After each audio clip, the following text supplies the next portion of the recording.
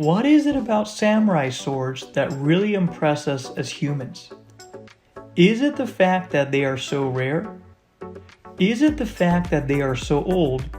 Or is it the fact that they are so lethal? Today we're going to go over the most expensive samurai sword in the world. It's called Samurai Tachi, and it's worth a whopping $105 million. It's a 16th century sword that belonged to Fukushima Masanori. You might not know who this is, and you've probably never heard of his name since he was alive almost 400 years ago. But he was a powerful warlord in a very unstable era of Japan. Now, if we translate the meaning of this word Tachi, it translates to the meaning of long sword. It was known to be the biggest of them all in the samurai collection, even close to its competitor, the Katana and Wakizashi. It was known to be the original sword and the most traditional of them all. If we're going to go into more detail, the three family of swords is the Tachi, Katana, and Wakizashi, and they are no way comparable to each other. If you're not educated on the subject of samurai swords, you would think that they're all the same.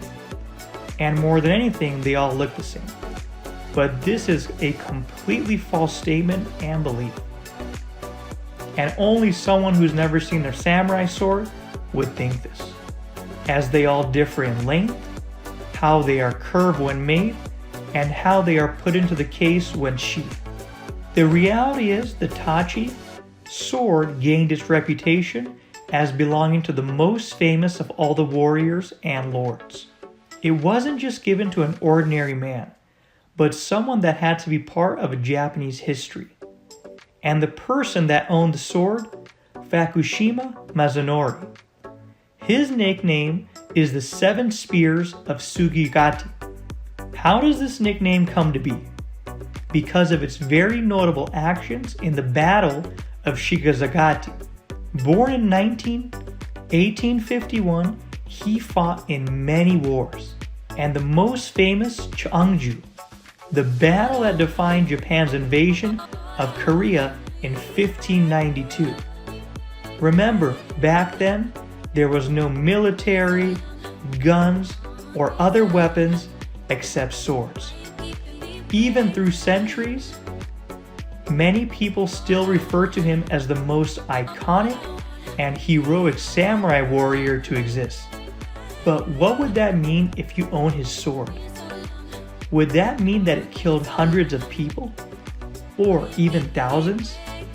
We cannot guarantee this, but the unfortunate truth is that it most likely has.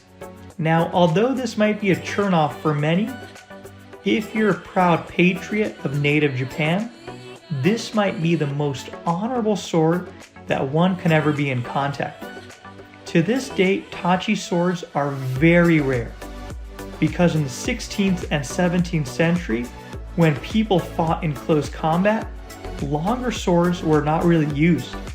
Many of the popular Tachi swords were cut and shortened into katanas.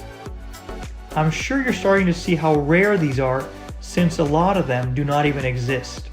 If you can find a Tachi sword in great condition, you have truly come into contact with something that could be the holy grail of finds. Now, just in case you didn't know, samurai swords are extremely hard to make and have the reputation of what many people say is lifetime guarantee. Even centuries later, they are still as sharp as day one. This is due to the amount of detail and precision that was put into them. Many swords take anywhere from 3 months to almost a year to make. And in today's market, the not so famous samurai swords go anywhere from $12,000 to $25,000. Although this is nowhere near the 100 million worth of Samurai Tachi, the holy grail of holy grails, it is still a lot of money to pay for just a piece of steel. Now, let's not forget, a samurai sword symbolizes the Japanese people. It symbolizes the true path of elegance, imagination, craftsmanship, class, perfection, and the best of all, Japanese society. Samurai swords are literally visual art. If you look at them, and the world-famous samurai Tachi was even featured in Forbes magazine. I hope this video greatly helped educate you on the topic of samurai swords. Please subscribe for more weekly content.